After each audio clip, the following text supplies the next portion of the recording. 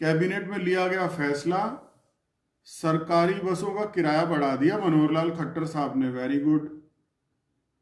Petrol diesel भी महंगे कर दिए, फल सब्जी महंगी होंगी। तो हमारा खून भी ले लो खट्टर साहब, महंगाई तो बढ़ा ही रहे हो। हम सबसे कह दो कि 5-5 रुपए के साथ 5-5 ग्राम खून भी दे दें आपको अपना।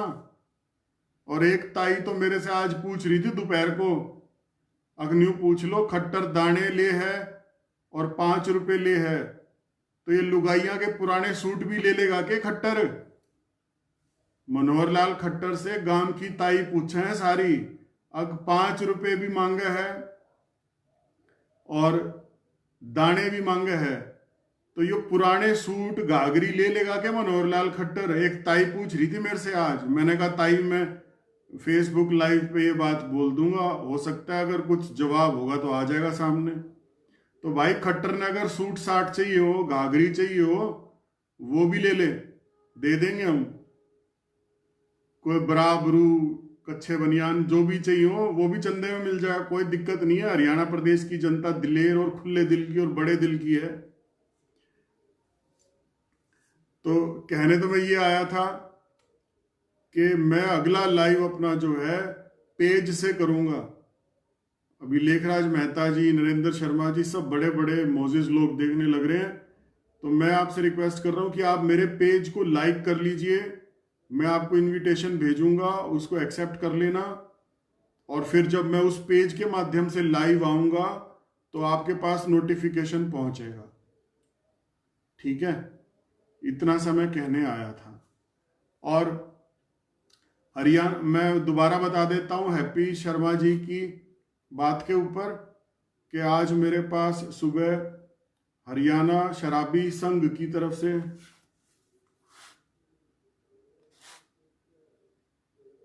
मेरी फोटो नहीं आ रही, मैं दिखाई नहीं दे रहा आप लोगों को। लिखना जरा कमेंट बॉक्स में क्या स्टेटस है। क्या सन्नी भाई साहब आ गए, क्या मैं दिख रहा हूं आप सबको या नहीं दिख रहा? लेखराज मेहता साहब कह रहे हैं कि फोटो नहीं दिख रही भाई की। प्लीज कमेंट लिख करके एक बार बताएं, क्या मैं आपको दिख रहा हूं या नहीं दिख रहा हूं? तो आज मेरे पास हरियाणा शराबी संघ का डेलीगेट आया था। तो उन्होंने मेरे को कहा कि आप हमारे स्पोक्स पर्सन बन जाओ।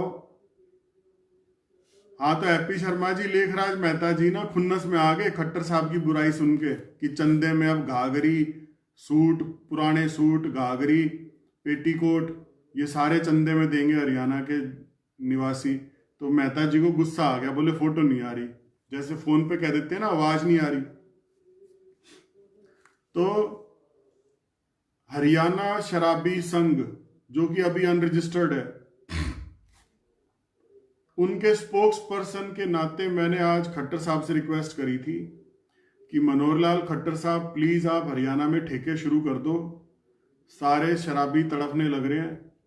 और एक नारा चल पड़ा है और वो नारा है, एक नारा बुलंद होने लग रहा है अब धीरे धीरे, और वो नारा ये है कि हरियाणा का शराबी करे पुकार, ठेके खोलो, ठेके खोल दो सरकार। कि हरियाणा का शराबी करे पुकार, ठेके खोल दो सरकार। तो ये नारा चल पड़ा है। और मैंने तो बेनिफिट्स भी बताए थे आज शराब के। घर में कलेश खत्म हो जाएगा, हर कलेश आयापति दारू पी के सो जाएगा, कलेश होगा कैसे? होगा ही नहीं। Domestic violence. लेखराज मेहता साहब, बड़े भाई साहब, मैंने तो पूछ भी लिया, सब कह रहे हैं कि दिखने लग रहे हैं। तो मैं स्पेशली अभी ये कहने आया था आप सबके सामने, 7 मिनट हो गई हैं, छोटा सा लाइव है कि नेक्स्ट लाइव जो है मैं अपने पेज के थ्रू करूंगा। हेमंत सिंह फोगाट के नाम से ही पेज बना रखा है। उसमें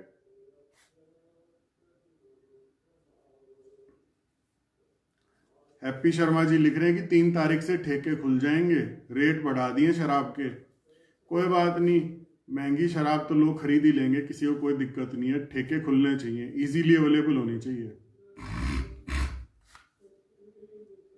तो मैंने सिर्फ ये बताने के लिए लाइव किया है कि मैं अगला लाइव जो है, अगला लाइव पेज के माध्यम से करूंगा। हेमंत सिंह फोगाट के नाम से मैंने पेज बना रखा है, तो उस पेज को या तो आप लाइक कर लें खुद थोड़ा सा एफर्ट करके, रिक्वेस्ट है मेरी, और नहीं तो मैं इनविटेशन सभी दोस्तों को भेजूंगा। तो जिस भी मित्र को मैं इनविटेशन भेजूं, हाथ जोड़ के रिक्वेस्ट है, बेइज्जती मत करना, पेज लाइक करने वाली रिक्वेस्ट को एक्सेप्ट कर लेना, प्लीज प्लीज प्लीज, हाथ जोड़ के कह रहा हूं। और इतनी सी बात बताने के लिए मैं आया था। 34,000 के आसपास पेशेंट्स हो चुके हैं कोरोना के। ऋषि कपूर जी कोरोना संदिग्ध पेशेंट माने गए हैं। भारत की सरकार ने उनको कोरोना पेशेंट मानने से मना कर दिया है, लेकिन पूरे संसार को, इंडिया को दुख है कि ऋषि कपूर जी की डेथ हो गई। और सबसे ज्यादा खौफ की बात ये आ गई है सामने कि जो व्यक्ति कैंसर पेशेंट है, चाहे उसका कैंसर फर्स्ट स्टेज में है, चाहे उसका कैंसर सेकंड स्टेज पे है, चाहे थर्ड स्टेज पे है या फोर्थ स्टेज पे है, जिस भी व्यक्ति को कैंसर है उसकी सबसे ज्यादा नाजुक पोजीशन है इस कोरोना में। कोरोना जो है सबसे ज्यादा अटैक उन लोगों के ऊपर कर रहा है जिन लोगों को कैंसर है। तो मैं यही प्रार्थना करूंगा कि अगर आपके परिवार में या अड़ोस पड़ोस में कोई कैंसर पेशेंट है तो उसको कहें कि वो अपने आप को बचा के रखे। थैंक यू प्रदीप बिश्नोई जी। और मैं सभी मित्रों को फेसबुक पेज लाइक करने वाला इनविटेशन भेजूंगा। सभी से मैं फिर से हाथ जोड़ के कह रहा हूं, इनविटेशन एक्सेप्ट कर लेना। अब मैं लाइव जो है पेज पे आया करूंगा वीकली, टॉपिक को प्रिपेयर करके। वैसे छोटी मोटी बातें हमारी फेसबुक आईडी पे होती रहेंगी, लेकिन लाइव जो है मैं अब अपने फेसबुक पेज से करूंगा। तो सभी से रिक्वेस्ट करने आया था, और लाइव समाप्त करने दीजिए, आपका समय बहुत कीमती है। और आप लोग जो मुझे प्यार देते हो, लेखराज मेहता साहब आपको बोल रहा हूं, आप सब मुझे, प्रदीप बिश्नोई जी, तेलूराम जांगड़ा जी, बड़े भाई साहब सब देख रहे हो, आप सब मुझे जो प्यार देते हो, मैंने इतना अपनापन समाज से और आप सब से मिलेगा मैंने कभी सोचा नहीं था। मतलब मुझे गजब का मजा आ रहा है, और मैं बहुत खुश होता हूं कि मुझे इतना सारा, इतनी बड़ी तादाद में भाईचारा मिला हुआ है। मैं आप लोगों का कभी एहसान नहीं भूल पाऊंगा। हमेशा मेरे को बहुत अच्छा लगता है। और सुभाष नग्गल जी, आप मेरी कमेंट्स का बुरा मत माना करो, हमारे विचारिक मतभेद हो सकते हैं, लेकिन आप हमारे छोटे भाई हो इन रियलिटी, ठीक है।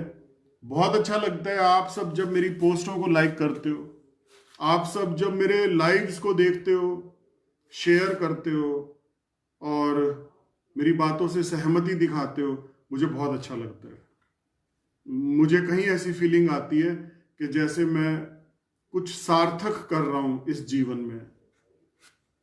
सच्ची कह रहा हूं, मैं अपने दिल की बात आप सबके साथ शेयर कर रहा हूं। लाइव समाप्त करता हूं, फिर से रिपीट कर रहा हूं अपनी बात को कि आप सबसे हाथ जोड़ के रिक्वेस्ट है मेरी, मैंने पेज बना रखा है, उस पेज को लाइक करने का इनविटेशन मैं आपको भेजूंगा।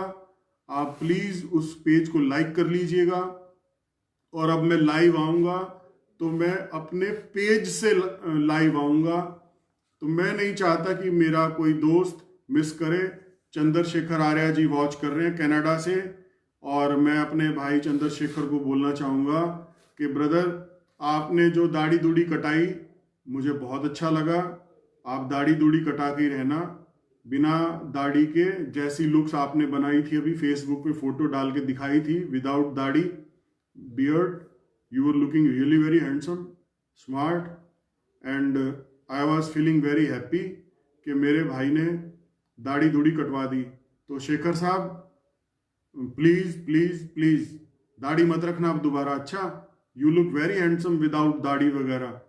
और दाढ़ी से ना कोई इंप्रेशन नहीं बनता डाकू गब्बर सिंह वाला। कोई चक्कर नहीं है दाढ़ी का कि आप दाढ़ी रखोगे तो ज्यादा बोल्ड नजर आओगे या ज्यादा दबंग नजर आओगे। Nothing like that. Be smart, be handsome, clean shave and yes. Shekhar साहब इतना लेक्चर पेल दिया दाढ़ी पे और क्लीन शेव होने पे सिर्फ इसलिए कि आप हमारे भाई हो।